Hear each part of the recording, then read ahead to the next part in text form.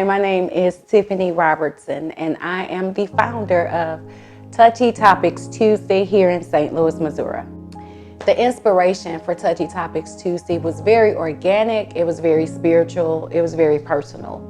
It wasn't this, oh, I'm going to start this organization and this is what we're going to do and this is how it's going to land. It was from a place of hurt and pain and really not knowing what to do. So in 2014, my daughters at the time were 14 and 7, and I had just left my corporate position in banking and finance and made a decision to stay home with them and kind of pivot my life to make sure I was available to them. And shortly after that decision, Michael Brown was killed in Ferguson, Missouri, which is about less than 20 minutes from where we live.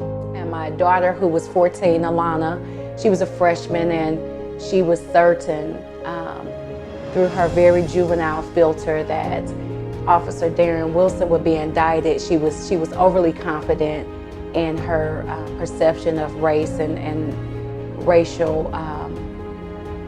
relations and just systemic stuff. And you know, my husband and I had apparently did a good job of protecting her from the harsh reality of being a young Black person in society. And so we were surprised actually at how overconfident she was, because the night that the indictment was being delivered, she refused to watch it with us because we were trying to impart the reality of what may occur. So she watched it separate from us, and when Officer Darren Wilson wasn't indicted, she was hurt, and it was expressed in the most soul-screeching scream I had ever heard from her. And so we knew that her reality had been shattered, it had been broken, and she was now being introduced to, for her, an alternate reality, the reality of existing in America, in our skin color, with different sets of rules. When she did emerge from her isolation of watching the indictment, my husband and I, we didn't immediately comfort her. We chose to let her sit and process her feelings in the moment. We were there with her, but we did not comfort her in a way that, you know, we didn't even know how. I prayed and I specifically said to God, look, this entire situation feels really too big for me. However, if there's a response that you want me to give, if there's a way that you want me to respond, I will. And so this is kind of the impetus, the origin story of TTT. Very informal process, started there. The next thing I know, I gave God this resounding yes without conditions wrapped around it.